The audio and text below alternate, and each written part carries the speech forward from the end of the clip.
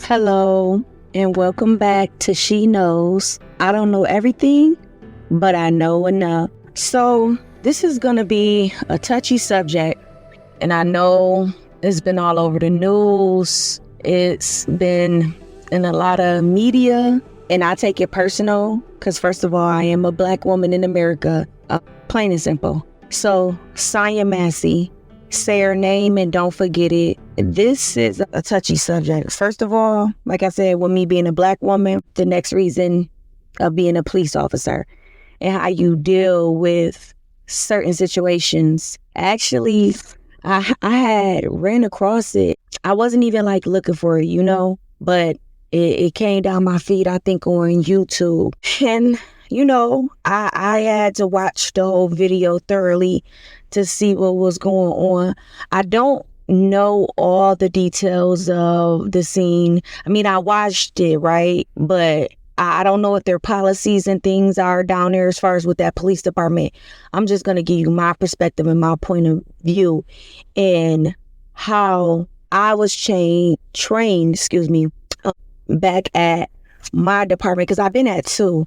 So I've been at, city police and metropolitan police department. And then I was a jurisdiction officer, and it is a difference. It's a total difference when you're doing that. So city policing, you out there, you running cars. It's serious. You can go up, to being at a good call, and then you go down to being at a sad call. But let me get back on subject. So, first of all, the way I was trained, and I was trained at a wonderful police department, the best police department to me in the world, the Metropolitan Police Department in Washington, D.C., real ones out there, okay? They get it in, they put in that work, and I'm not saying that to gloat about them, but these are some real good officers. I'm telling you, they love the community and the community loved them. Now, I'm not telling you every single officer in that department is a good officer, but I'm telling you about 80% of these officers in these departments are really care about the community. They respect the community. I've had many a times one of my sergeants pulling me over and talking to me about how it is important to community police. I've had them talk about their family members that live in Washington, D.C. And please don't overstep your boundaries. That's first of all. So I know what it is to get trained by a good department and that listen to the needs of the community. Okay, that's first of all. So, and there is something called the use of force policy. And when I was in training and out on the streets, that was definitely pressed upon me like the Bible. You better know your use of force policy or you're going to be doing some jail time. Okay. And that is just plain and simple. I had some officers that had been with the department for God knows how long. And that was a serious thing, But anyway. So, like I said before, anytime that we get a call, we immediately activate our cameras. You heard? Immediately. Not afterwards, not later, but immediately. Or unless you on the scene and the scene just happens right there, then you activate your camera. As far as what I've gathered, that he didn't even have his camera active until shots was fired. But let's go back. So that's just one thing I feel with the policy. I don't know about their policy. If that was done correctly, no. You're supposed to activate your camera. Moving on to arriving at the scene. You're on scene, right? Voice that over the air. I don't know if that was done. I will have to go back and watch the video again because I can only watch it so many times before I really want to start crying or I get angry or I'm starting to feel some type of way. Then you go on to the preliminary investigation where you're checking to see what's going on. Now, I'm speaking for me. I'm going to observe the scene. They said that she called for a prowler or somebody being outside. Okay, so I remember from their camera footage that they did look around the house to make sure no one was out there. Okay, that's right. First thing you do, secure the scene. You want to make sure everything is good and safe for her and you as the officer, right? All right. Now that you know that this scene is secure, what you do next, you find the victim or the person who made the call, because we don't know if this person been harmed or anything yet. You know, they knock on the door, they waiting for her to come. Me as an officer, you know, I'm going to be persistent. I want to make sure that this person is okay. She comes to the door. She announces a couple of things that's going on with her. First off is what I'm saying I would have did. I would have called for the ambulance. I would have went over the air and asked, can I get some assistance from the ambulance, like I was taught the board. But anyway, have them come to the scene to assess this woman's needs. What is going on? How can we help her? Because I believe she mentioned something about her medication, or if she was having an episode. Like I said, I haven't seen it in a while, but that would have been my first thing. Okay. Not, pressing up on her. Obviously, if she's having an episode, I don't know what's going on. I want some people that are professional at these things to do the right thing. Why he was pressed about the vehicle in the driveway, I don't know. Why was he so pressed to getting inside her home? I don't know. This is crazy to me. I told you I'm passionate about this because, like I said, on two opposite sides, it could have been me. But this was just all inappropriate behavior. Anyway, moving forward, going in the house. Okay, let's say I did get inside the house. Let's say we ended up in there, But like I said, it wasn't no need for me to go in there. I could have asked her for her ID right there. And I know she mentioned some paperwork. If I didn't see the ID, I could have looked at the paperwork and found out a lot of information from the paperwork. Her name, what's going on with her. Possibly something in that paperwork could have said what she was diagnosed with. I don't know, because I don't know what was on that paperwork. I don't know if they even ever mentioned that. But they got up inside the house. Here's another thing that was stupid. I don't care. It was stupid. And it was tactically inappropriate. Why did you go and ask this woman to go and remove the pot? Why? What was the reason? I'm not understanding. This is crazy. There's a lot going on with this scene, man. That's just not right. And I'm telling you, it's taken long to investigate that. But this man is he's wrong. He's gonna go to jail. I'm telling you. But anyway, they're inside the home. Said he don't want it to cause a fire. I would have asked my partner. Well, first I would have asked her, is it okay if my partner can go over there and turn that fire off? We don't want any incidents going on at this moment. Okay. So here is the most important part. She goes over to remove the pot, right? He asks her after that moment, what are you doing with the pot, if I'm correct? Don't quote me on everything that I'm saying, because I'm just going back off of memory. And I'm thinking, as a Black woman, have you ever been in a situation and you told somebody, I'm just saying, I rebuke you in the name of Jesus? Do you get what I'm saying? Have you ever told somebody that? Because I know I have. I'm a child of God. I definitely told somebody that before. And it just depends on the circumstances. But yeah, I definitely, I've said that before. So, and that is to correct somebody. But I know in my heart that woman did not, and even watching the video, intend to throw that boiling hot water on him. And y'all know what he said next. He called her a bitch, or I'm gonna shoot you in your fucking face. I'm sorry. Which is so crazy. I don't think anytime I've been on the scene that I ain't never used no words like that. I have never. Anyway, so when he draws out, he points it at her. I had to slow the video down in slow motion to actually see what happened. And she went down.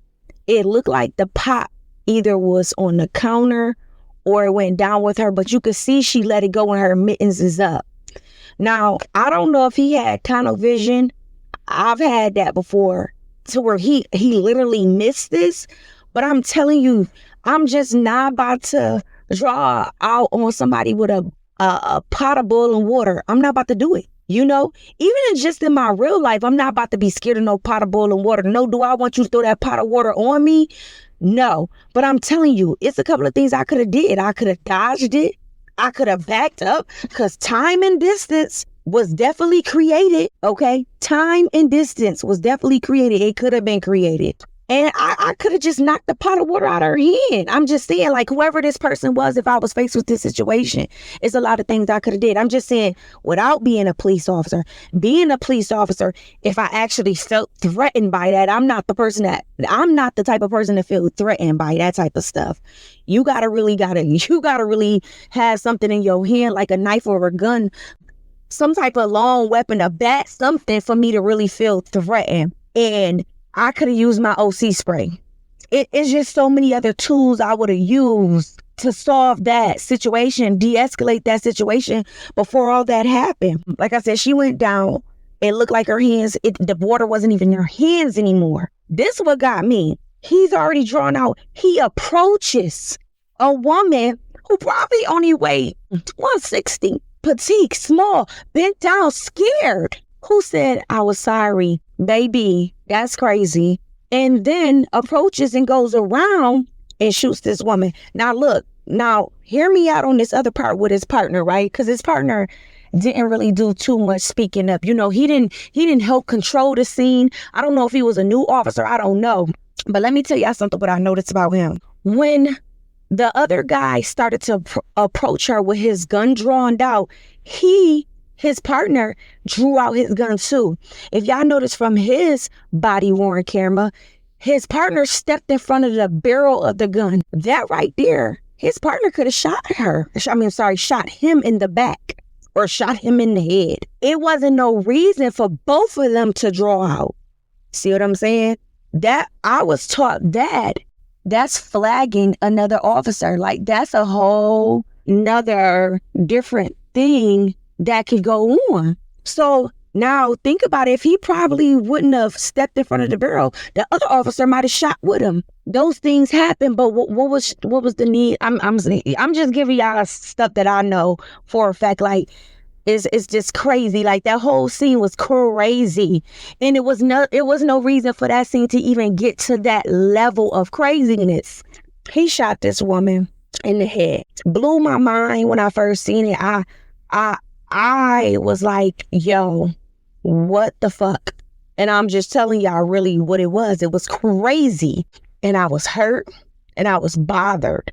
And it takes me maybe a couple of days to like calm down from seeing stuff like that. Because, you know, when I became a police officer, I was inspired by George Floyd. And once again, like I said, I didn't really have anybody around me in that police officer lifestyle to educate me on a lot of things. But what I'm saying, I care about the community. I care about people. So that's why I wanted to do it. My intentions is never to go out and just look to kill somebody. You see what I'm saying? It was not an imminent threat there for me to even want to draw out my gun. Anyway, she's on the floor. He's like, fuck. Like, it's crazy, man. You know, at that moment, aid should have been, oh, well, he did call shots fired. I'm sorry. Which, like, that shouldn't have never been. But he did. He went over. I mean, he shouldn't have never shot any shots. This is what I'm saying. But he was supposed to voice it over the radio, which he did.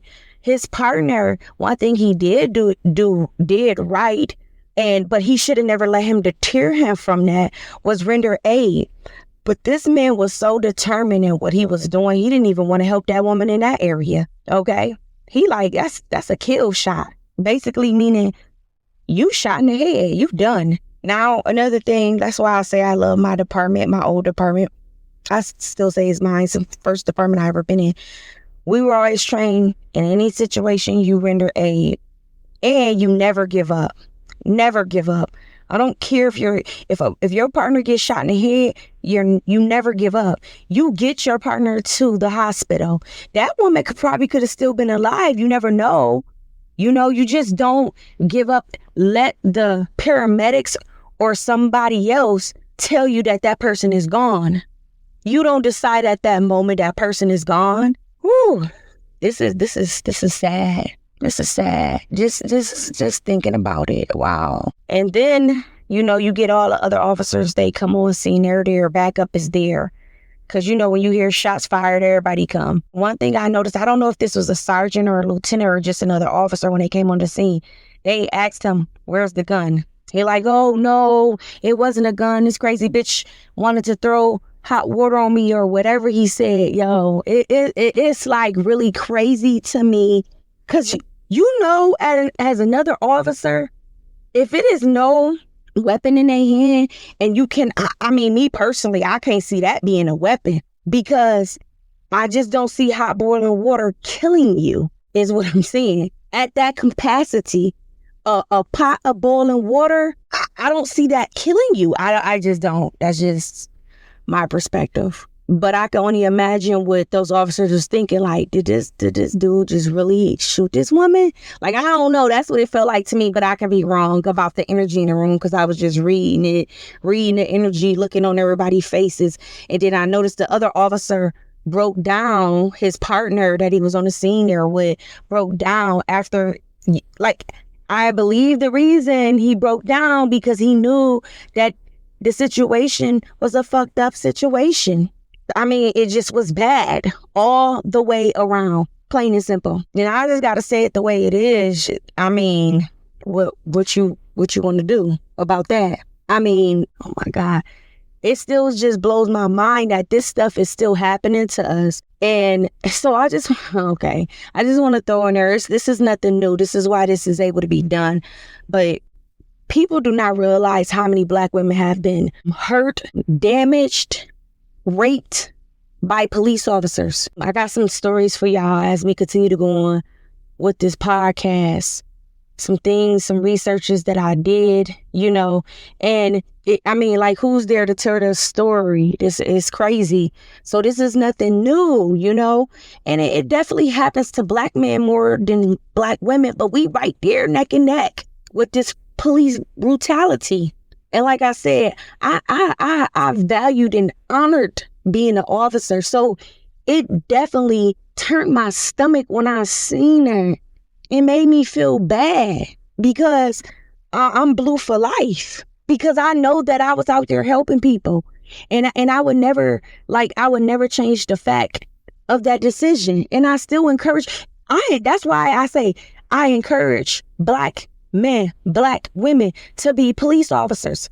So you can be there to make a difference and a change. You know, even though I know these things would deter somebody from really wanting to do that type of job because, my goodness, you know, it's crazy, you know.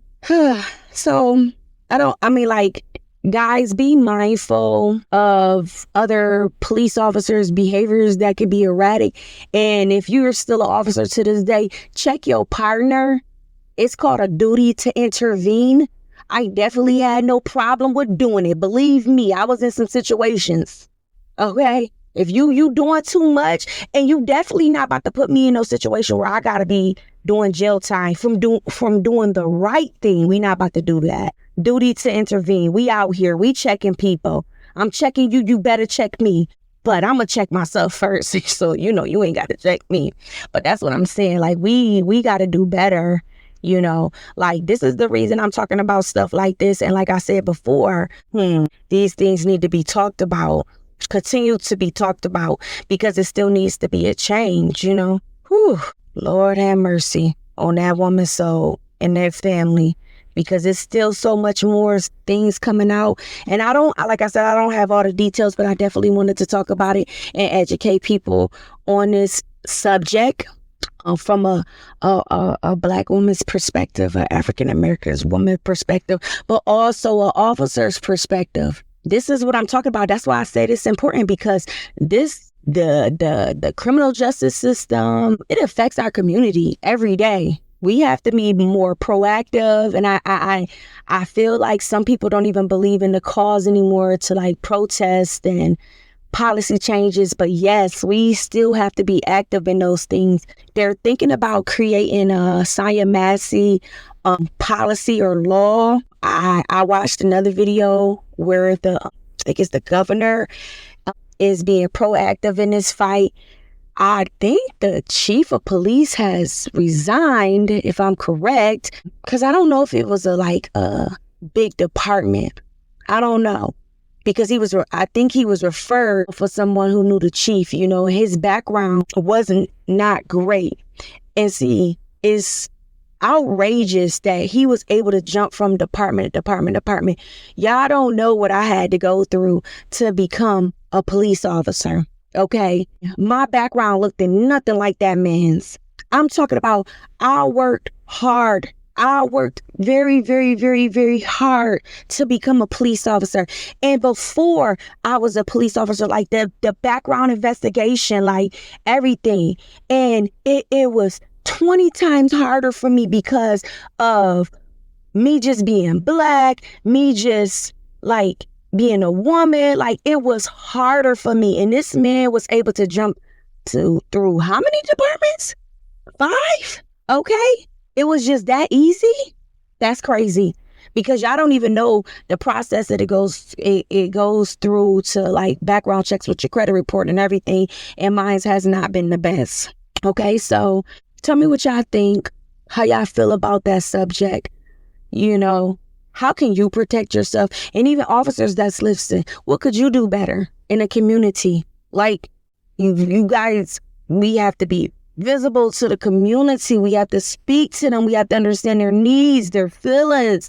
You have to talk to people. Let me tell you something that the Metropolitan Police Department pressed on us. It was to learn the culture of DC, the talk of DC. Because how you gonna police a community you don't even know the culture of, or the talk of, like you gotta be around people to know the slang. Like, what's up, Slim? Okay.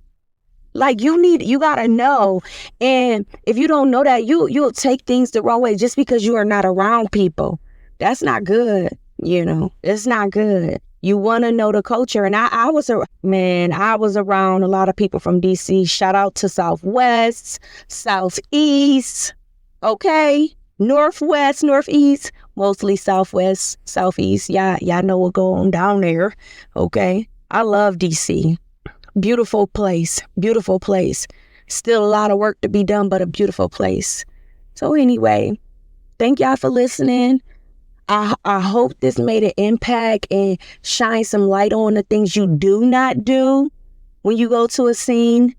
And be proactive. Stay tuned to see what happens with the family of Sonya Massey. The people that's in that area, become involved with your community. For those officers in that department, know your community. Talk to your people. Y'all got to heal that relationship that y'all put in y'all community. Them officers that's policing out there, people are scared. So y'all got to do something about that. Anyway, like I said before, thank you for listening. Thank you for coming over here on this side to She Knows podcast. I don't know everything, but I know enough.